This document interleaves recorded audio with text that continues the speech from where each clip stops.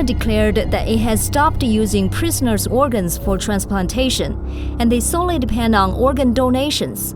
But there is a problem. So they started showing these voluntary donation numbers, and the curve was perfect. It was going like this. And they very quickly came up with the fact that this curve was based on an equation. The transplant industry exploded in China at the same rate as the explosion of Falun Gong flowing into jails and labor camps. They and later the Uighurs experienced the same bizarre routine. So they're given this blood test, and then a week later, 3 or 4 people, whatever they remember, would leave in the middle, would just be gone the next day. What was their age?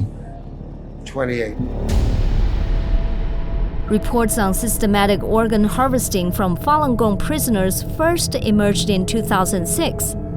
16 years later, this practice is still going on. The victims have expanded from Falun Gong to the Uighurs. Why couldn't it be stopped? And who could be the next victims?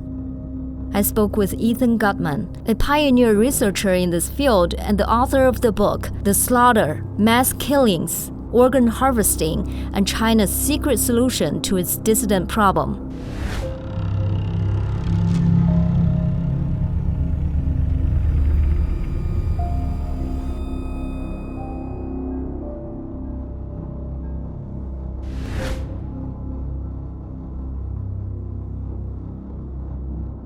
On March 17, 2006, Annie, a woman who used to work at the Liaoning Thrombosis Hospital of Integrated Chinese and Western Medicine in Sujiatun District, Shenyang, disclosed to the Epoch Times that her hospital secretly detained a large number of Falun Gong practitioners. Her ex-husband was involved in the surgery to remove organs from living Falun Gong practitioners. Since then, a large number of independent investigators have investigated the matter and have confirmed that the Chinese government has been conducting state-sanctioned, systematic forced organ harvesting from living prisoners of conscience, mainly Falun Gong practitioners, for organ transplantation. Ethan Gutmann is one of those investigators. The Chinese government has always denied harvesting organs from prisoners of conscience or death row prisoners.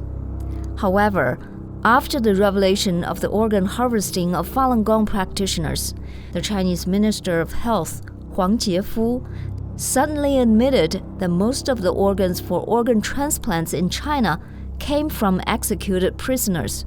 His remarks are widely seen as an attempt to cover up the greater crime of organ harvesting from prisoners of conscience. China officially announced in 2015 that it would stop using organs from executed prisoners. But there is evidence that organ harvesting from prisoners of conscience has not stopped in China. Ethan, you said in your speech that there is evidence that the forced organ harvesting in China is still going on. Tell me about that again. Well, it is a complex picture, like everything in organ harvesting. We've had to do it. We've had to learn new techniques every time because the Chinese Communist Party always learns. So, for example, they came out and said in 2015, we are no longer harvesting prisoners for their organs. Now, what they didn't tell you was two things. They didn't tell you that they had denied ever harvesting Falun Gong or Tibetans or Uighurs or Hus Christians for their organs. So they were just speaking of prisoners on death row, prisoners who were convicted to death. And they're saying, we're not harvesting them anymore. But even then they were lying because in their own press, they were saying, oh no, prisoners can still be harvested as long as they fill out the right forms. That's all. The only difference was what they were saying in English and what they were saying in Chinese. And to this day, the World Health Organization and the Transplantation Society choose to act like they actually said we're no longer harvesting prisoners. So they endorsed their statement. Well, they said that statement in English, but in Chinese, they said something completely different. And I can show you the references, if you like, because they were all over the Chinese media. They very quickly tried to reassure everybody in the country that don't worry, there won't be any shortage in organs. Okay, leaving that aside, let's say the English part counted. Well, the problem was that we had been working with some Falun Gong practitioners for many years. When I say me, I mean Kilgore, Matus, myself had been working with some Falun Gong practitioners for many years who'd been working. Actually, it was two groups who'd been trying to estimate transplant volume in China. And they had done it was almost a superhuman effort to come up with this stuff, but they had traced every hospital they could and said, okay, how many organs are they harvesting a year? These weren't estimates. They had to actually say how many organs they were harvesting every year. But what's striking about it is that even just putting a couple of hospitals together, you came up to a figure of 10,000. Now, 10,000 was the figure that the Chinese medical establishment had been claiming for almost 10 years. They've been saying, we do 10,000 transplants a year. Okay. So we could come up with that with just a few hospitals. But then we realized there were 163 hospitals which were authorized by the Chinese state to do transplants. And when we started going, looking at other hospitals, we came up to numbers that were quite spectacular. In fact, we very quickly came up with a figure of at least 50,000. Then when you started adding in some of the hospitals which had actually claimed they were doing, 5,000 transplants a year, we were up to a number of 60,000 to 100,000. In fact, truthfully, the figure came out to about 120,000. I did those figures. And it was about 120,000 per year. Now, I know something about China, having lived there. When somebody catches a fish in China, they catch a fish, they describe it, the fish is this big. It's not. It's really about this big. Okay? Okay, so people exaggerate by about 20, 25% in most cases. So I said, okay, let's lower it to 100,000. Not 120,000, 100,000. Some people have said 90,000 instead. I don't really care. We're talking about a figure of 80,000 transplants per year, something like that. That's very different than 10,000. So there was something very wrong with the Chinese story. So if they were no longer accepting organs from prisoners or harvesting organs from prisoners, how would they get them? Well, the Chinese got very busy and they did two things. First of all, they started to say, well, actually, we're doing more than 10,000 per year. We're moving very quickly now. Now we're doing about 20,000 per year. But they also showed the voluntary donations going up. So in other words, they were trying to match our numbers. See how this is working? Yeah.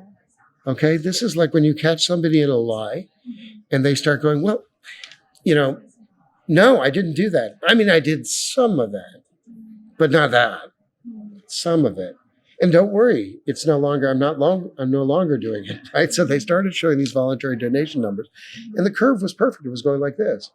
Well, that made me very curious, but it also made Matt Robertson and Jacob Levy and a statistician very curious. And they got together and did an advanced statistical study.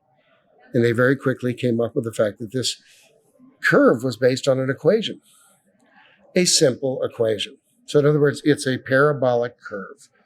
It's based on an equation. The chances of real life of getting voluntary donations to go up in that form are impossible. Okay, they're 1,000,000 to 1. It doesn't happen in real life. Curves like that only occur in design. So they were obviously lying about the voluntary donation in China. And you have to say, well, if they're lying about them, then why wouldn't they just tell the truth if they had a successful voluntary donation campaign? But they didn't. All right, so we had a problem. So right there, we knew that something was wrong. But I think a larger signal that I was particularly attuned to, because don't forget, I had studied done direct research on Uyghurs being harvested years ago. Kilgore and Matus didn't do that. Matt Robertson didn't do that, nor did Jacob Levy. I was the first person to go out and start interviewing Uyghurs about the 1990s, before Falun Gong was even being oppressed. And what I'd found was that first of all, that live organ harvesting had first taken place in Xinjiang, in northwest China, that they tried it out there for the first time. And we have a doctor who actually did that, Enver Totti, who actually was forced to do such an operation. A man who'd been shot, the body was in shock, but the man was not dead. In fact, as Enver Totti has more recently said, if he had operated on that man, the man could have survived. He killed him. So that's what happened. He took out a kidney and 2 kidneys and a liver, and the man died. The man expired. And he was alive when he was making the operation, because the blood was pulsing. That was in 1990? 1995. So we know for a fact that live organ harvesting was taking place in Xinjiang. In 1997, there's a demonstration in Gulja in Xinjiang. It was over Ramadan, that they weren't allowed to practice Ramadan. And some of the Uyghurs came to this town hall to demonstrate. And the Chinese police shot a lot of them. And then they went on. There was a lot of, they arrested them en masse and so forth. But what we also know is that in Urumqi, in the capital, for the first time, they started doing blood tests of the prisoners, political prisoners. That's new. Up till now, all of Chinese organ harvesting, and it's not that big a program, has been taking place on prisoners, regular prisoners, people who've committed crimes, sometimes very serious crimes, and who've been sentenced to death. Now, I don't know if those sentences are correct or wrong, or I'm not there with a clipboard, but I can tell you that I'm sure a lot of those people, were duly sentenced to death. Some were murderers and so forth. This was different. These were political prisoners. These were people who put their fist in the air and said, Allah Akbar. And suddenly they're getting blood tested. And then 5 or maybe 6 Chinese cadres arrived. Very high-ranking Chinese Communist Party cadres came in, presumably from Beijing, flew into Urumqi, and a Uyghur doctor who I interviewed was told to go in and do the blood tests again on the prisoners. And he said, well, why? And he said, because they need kidneys. They're here to get kidneys from these prisoners. And he sort of, I guess, looked a little alarmed or something. And his supervisor said, don't worry, these are very bad people. These are very bad people, very bad people. This is for the state. It's a good thing for the state. So anyways, these high-ranking Communist Party cadres got their kidneys, and then they left, and then a couple of months later, some more came in. That was when? That's in 1997. So in 1999, and then it sort of died off, and maybe it could have all ended there. But in 1999, China declares the crackdown on Falun Gong, and doesn't even declare Falun Gong illegal, but just treats it as illegal. And by 2000, you start getting the first exams in prisons and detention centers throughout China. And initially, they were very, very scared about doing these exams. The interesting thing is, in 2000, 2001, I talked to many Falun Gong practitioners who experienced those exams, and often it was like one at a time. They'd go to these medical exams. There'd be a man with 2 armed police on both sides of him. So there was a very intense process. They were very worried about something happening. In fact, the practitioners themselves did not have any special insight as to why they were being examined. And most of them, organ harvesting did not occur to them at all. Did they, this is in retrospect, they realized, well, and now they were not always. one of the interesting things about persecution is that there's a great tendency for denial, what we call denial. One of the ways, yes, from the victim, because often one of the ways you keep your spirits up or keep yourself kind of okay is you don't think about the worst thing. That's the way some people handle it. Some people think always about the worst. Some people, it's better, they don't think about the worst. So they go, there's no way they do that to me, or that won't happen. So, for example, I did meet a woman who was one of the earliest cases who had clearly been examined for her organs. And this is in Australia, and she said, oh, they never would have harvested me. I'm too important. Okay. Now, in fact, they were examining her for her organs, and maybe she just didn't have a good match. Who knows? Maybe she was right. I don't think she was right. I think she was wrong, but who knows? The bottom line is, to make a long story short here, the transplant industry exploded in China because at the same rate as the explosion of Falun Gong into what we call the Laogai system of China, the prisons, the black jails, the mental hospitals, obviously labor camps. And that explosion hits every province. Every province builds a transplant hospital. Everybody gets in on the act. The techniques improve. They start learning how to use lungs, hearts. These become common over time.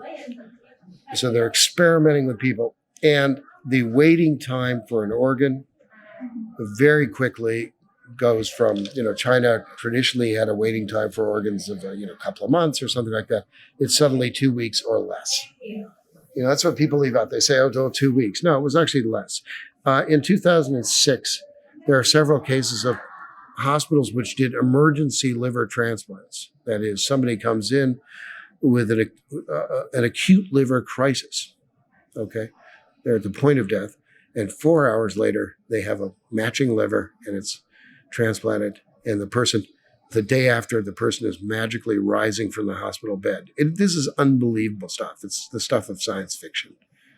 And it was only made possible because there were so many Falun Gong in detention and so many had been tested for their organs that there was a stable of tissue types, a stable of cross-matching where you could select. You had all these possibilities and you could select from them and pull one out that was a perfect or close to perfect match for whoever had a problem.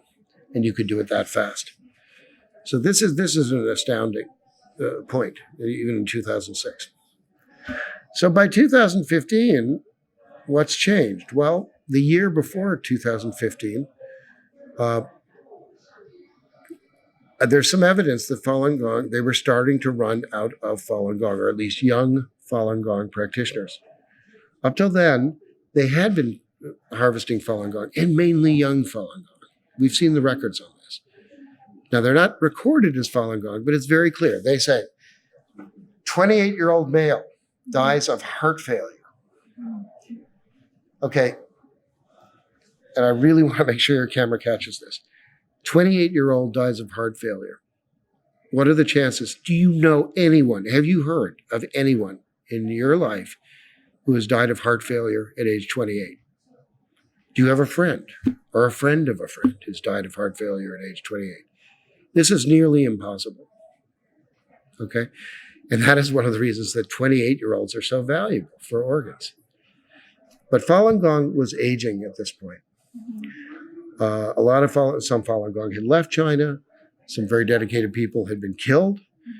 And a lot of people had gotten older. So at that point, in 9 provinces in 2014, the police start showing up in Falun Gong homes and opening the door and saying, you're doing a blood test.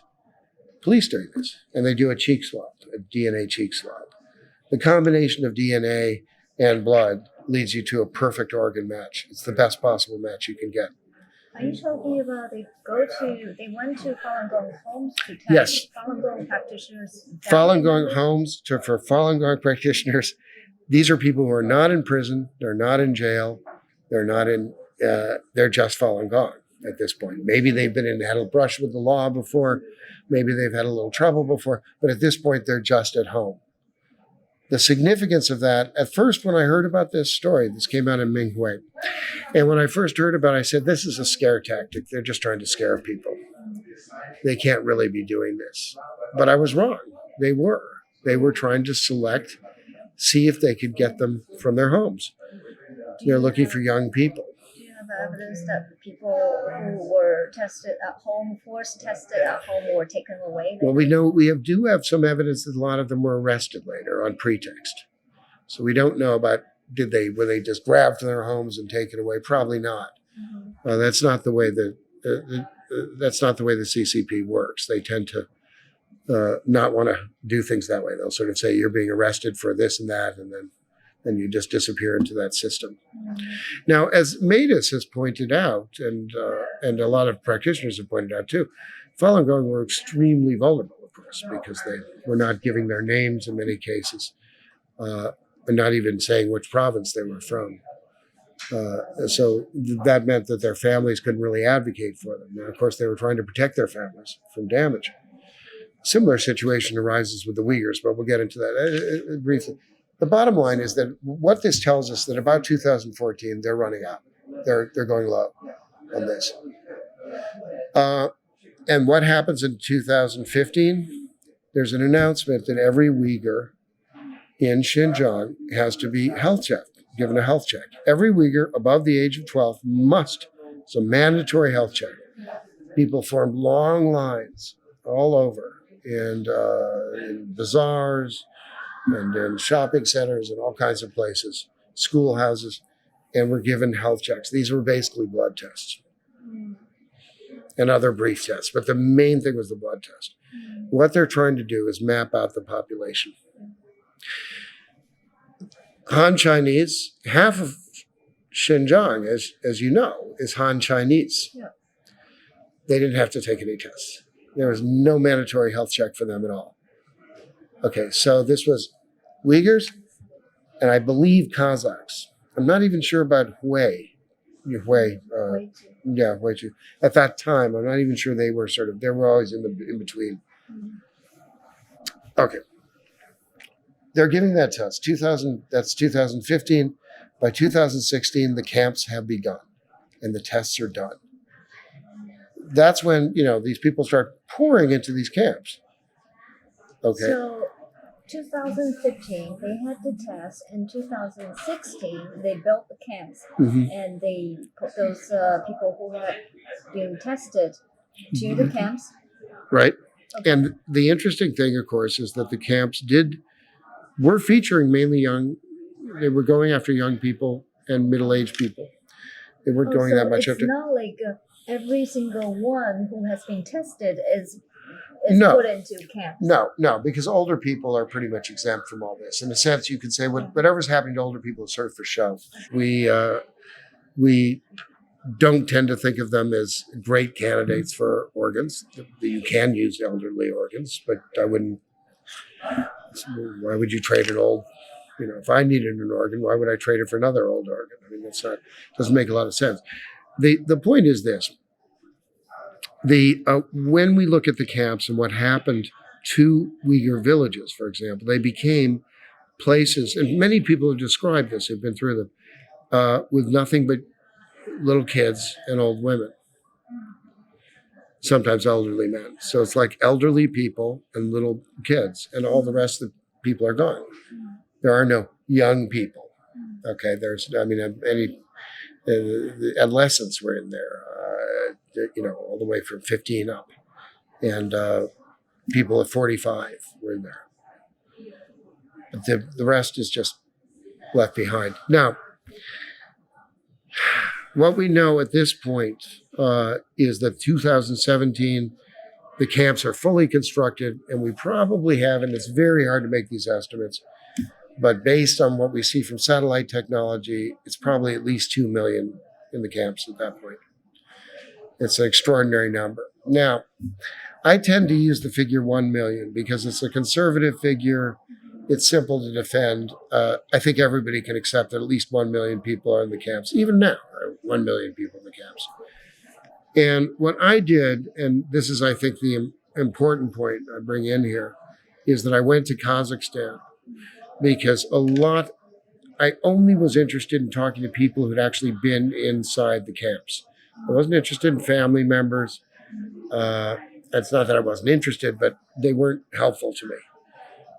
Stories about people who my mother's in the camp. I mean, I can't help with this. There's nothing I can do.